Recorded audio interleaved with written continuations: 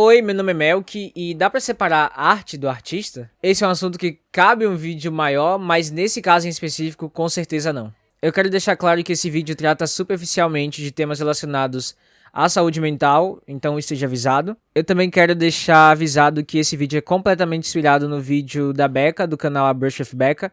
Ela entende bem mais de arte do que eu, só que o vídeo dela tá em inglês, então eu quis trazer esse vídeo pro português, mas esse vídeo original tá aí na descrição, junto com as outras fontes que eu usei para embasar esse vídeo. Além disso, o último aviso, o Picasso ele produziu artes baseadas e inspiradas pelas máscaras africanas e meio que ele se apropriou disso, só que isso faz parte do processo de criatividade, isso faz parte da arte. A gente constrói as coisas baseado em outras coisas. Isso não é um problema, o problema é a forma como as pessoas viam essas obras que ele produziu como geniais e viam as máscaras africanas como primitivas. Inclusive, o Picasso tem um primeiro contato com as máscaras africanas na exposição Trocadeiro, em Paris. E aí, nessa exposição, as máscaras africanas eram tidas exatamente como primitivas. E diferente disso, o Picasso via o significado ritualístico, cultural que existia naquelas obras. Ele não tem culpa de ter pego essas máscaras como influência nas obras dele. O problema é como as pessoas viam isso como genialidade. Não é o tema principal desse vídeo. Existem outras coisas bem mais problemáticas sobre o Picasso e é justamente sobre isso que nós vamos falar. Helen Amadi, um curador de arte, inclusive de algumas obras do Picasso, disse que viver com a pintura é viver com o seu pintor. Se isso é verdade, ninguém gostaria de viver com o Picasso, principalmente uma mulher, mas nós vamos chegar nisso. Se você não é tão ligado à crítica da arte, ao estudo das biografias dos artistas, dessa parte filosófica e política da arte, talvez você esteja se perguntando, mas não tá todo mundo morto? Só que essa parte da biografia do Picasso e como as pessoas interpretam e veem isso ainda é um tema discutido até hoje no campo artístico, e isso se deve ao fato de que, entre outras razões, nesse caso, como eu disse, não dá pra separar a arte do artista. E isso acontece porque o Picasso não era só sexista, ele era um abusador, tanto de mulheres adultas quanto de menores. Pois é. Mulheres são máquinas de sofrimento. Pra mim, só há duas espécies de mulheres, as deusas e os capachos. Toda vez que eu troco de esposa, eu deveria queimar a última. Desse jeito, eu me livraria delas.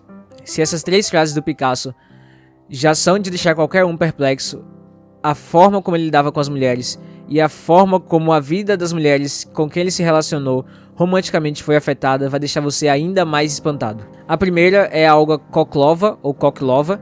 Eu não vou saber a pronúncia de vários dos nomes que eu vou falar aqui, mas dá pra entender os nomes, né? É o suficiente. A Olga estava casada com Picasso e ela descobriu uma traição. Picasso, que na época tinha 45 anos, estava namorando com a Marie-Thérèse Walter, uma menina de 17 anos. Aí você deve estar pensando, mas nessa época era normal. Nananina não. Aceitável é diferente de normal. E nessa época não era nem normal nem aceitável, não era nenhum dos dois. Inclusive, para se justificar, o Picasso disse: era perfeito. Eu estava no meu prime, ela estava no seu prime. Não bizarro o suficiente.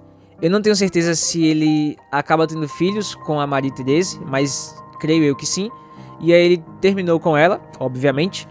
E aí ele já tinha 63 anos, estava dando aula na universidade. E uma das alunas dele, chamada Françoise Gillot, que tinha 23 anos, começou um relacionamento com ele. Não vou entrar tanto no ponto de é aceitável, não é aceitável, pra mim não é essa diferença de idade, porque não faz sentido, mas isso aí, né, cada um, ela era maior de idade, mas as problemáticas vão além disso. Mais uma vez, um relacionamento abusivo, a Françoise consegue se livrar do Picasso e ela escreve um livro relatando as coisas que ela viveu. Em retaliação a esse livro, o Picasso para de visitar os filhos que ele tiveram. Pra você ver que cara super bacana que o Picasso era, né? Além disso, 3 das amantes do Picasso faleceram de complicações de saúde mental, se vocês entendem o que eu quero dizer. Mas não foi culpa dele. Há discussões, né? Mas enfim, além das frases que ele disse e das mulheres que passaram infelizmente pela vida dele, as obras de arte dele refletem muito dessa pessoa bizarra que ele foi. Lembra da Marie-Thérèse Walter, a menina de 17 anos? Nesse período que ele estava nesse relacionamento com ela, ele pintou a Les Demoiselles d'Avignon. Vendo a obra, você consegue entender que essa obra é meio bizarra assim, e ela foi inspirada por essa menina de 17 anos. Não sendo isso bizarro o suficiente, ele tem uma pintura da Gertrude Stein, que era uma amiga dele. A Gertrude era uma pessoa bissexual e ela tinha preferência por mulheres. Além disso, ela tinha uma voz mais grave e tinha comportamentos mais associados tipicamente a homens. Por conta disso, o Picasso parecia respeitar mais ela do que as outras mulheres. E aí você vê como tem uma relação de poder, de dominância em relação a isso, né? Não só tinha uma relação de poder quando ele se relacionou com a Françoise, que era aluna dele, mas existe uma relação de poder para todas as mulheres com as quais ele se relacionou. Tanto que ele respeitava mais a Gertrude porque ela parecia mais um homem. Só que esse respeito era também bizarro, assim como outros aspectos da vida dele, como vocês estão vendo no vídeo, né? Quando ele foi pintar a Gertrude, ele desenhou uma máscara africana, foi uma forma geométrica por cima do rosto dela. Na obra final tá o rosto da Gertrude, se eu não me engano. E aí, além da Demoiselle d'Avignon, que tinha uma problemática em relação a Marie-Thérèse, e do retrato da Gertrude, o Picasso tem inúmeras obras que retratam violência, que retratam abuso. Inclusive a De Volar Suite, que tem a Femme Torero, se eu não me engano, que é uma obra que, se você pesquisar, é ainda mais bizarra do que as outras que eu já citei. Ou pelo menos tão bizarra quanto. Então o Picasso pintava muito sobre mulheres, só que retratando abuso e violência, objetificando as mulheres. Ele pintava sobre mulheres, mas não para mulheres. E aí, sendo ele um autor do cubismo, ou seja, um autor de diferentes perspectivas, nenhuma dessas perspectivas é sobre uma mulher. E uma frase de uma mulher ajuda a gente a compreender isso muito bem. A Hannah Gadsby, no stand-up na net, faz a seguinte indagação: alguma das perspectivas do Picasso é de uma mulher? Tire o nome dele e veja quanto as obras dele te atraem. É por isso que, fundamentalmente, não dá para separar a arte do artista, porque Picasso é muito vinculado ao nome dele.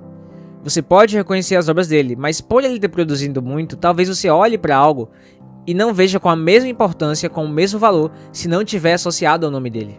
Além disso, o trabalho dele é impregnado com vivências, como eu falei nos casos anteriores, nas obras que ele produziu.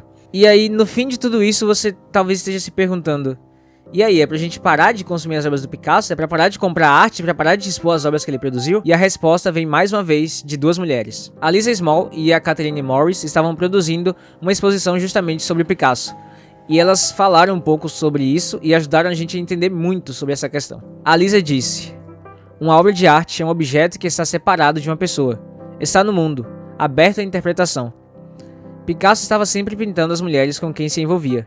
Ele falava sobre como sua vida pessoal se cruza com sua arte, mas isso não significa que é a isso que estamos limitados. A Lisa traz a perspectiva de que a arte é diferente e separada do artista. Picasso falava sobre mulheres e a obra dele estava influenciada por essas mulheres, mas isso não quer dizer que a obra dele seja limitada a isso. E a Catherine contribui a essa perspectiva ao dizer: o fim do jogo da modernidade após a morte de Picasso era excluir a biografia.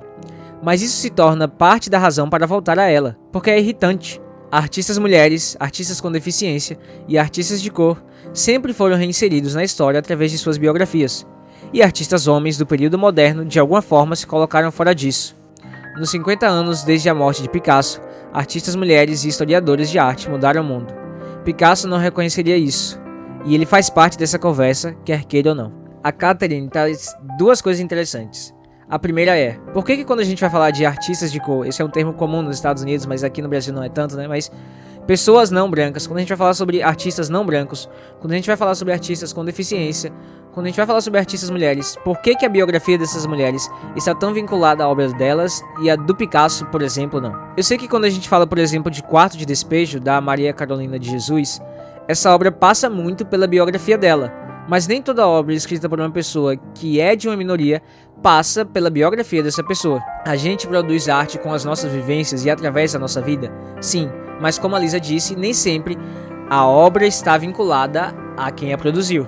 E aí o segundo ponto da Catherine é fundamental a essa perspectiva, porque ela vai dizer que o Picasso precisa fazer parte dessa conversa. Não só pela forma como ele lidava com as mulheres, e a gente precisa falar sobre isso, mas pela forma como a gente precisa vincular o artista à sua arte. E veja bem, na perspectiva da Lisa, uma coisa não precisa estar diretamente vinculada à outra, mas a gente precisa entender uma coisa aliada à outra. A arte é uma forma da gente pensar o mundo, da gente refletir a nossa subjetividade. E essa subjetividade inclui a forma como nós interpretamos o mundo ao nosso redor e a arte que nós produzimos.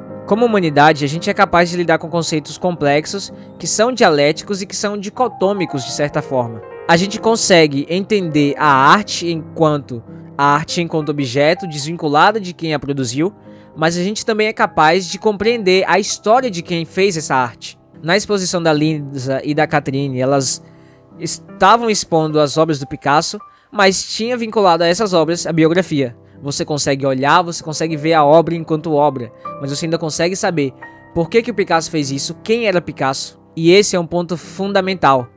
Nós não somos determinados pelo nosso meio, nós não somos determinados pela nossa vivência. E a arte que nós produzimos enquanto humanidade não é determinada por aquilo que a gente vive, mas é influenciada por aquilo que a gente vive. E diante disso, um exemplo de outra forma de arte, pra mim, ganha muito destaque. Se você parar pra assistir algum dos episódios clássicos do Looney Tunes, talvez apareça pra você a mensagem: esta obra é fruto de um tempo específico, não representa os valores da empresa atualmente, mas fingir que isso não existe é fingir que os preconceitos que essa obra retrata não existiam. E eu vejo isso como uma postura muito madura e que se reflete muito nessa exposição da Lisa e da Catherine. Assim como você vai encontrar inúmeros preconceitos no Looney Tunes e em outros desenhos antigos, a obra do Picasso está cheia de preconceitos, cheia das vivências dele, preconceituosas e extremamente problemáticas. Mas ignorar a vivência do Picasso, ignorar o contexto em que essas obras dos cartoons antigos foram produzidos, é ignorar que esses preconceitos existiam. A obra não está limitada a um período, mas é fruto também deste período.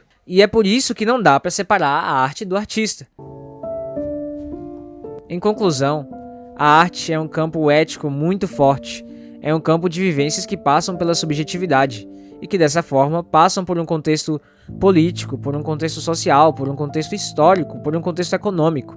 E sendo assim, quando a gente consome arte, a gente está consumindo algo que foi produzido, mas que está relacionado à subjetividade de quem a produziu.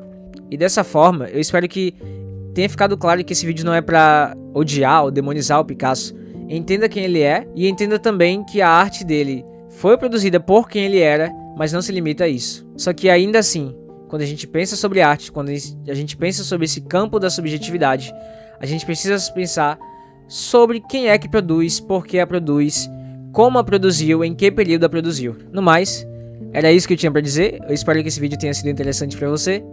E antes que eu esqueça, aproveite o dia.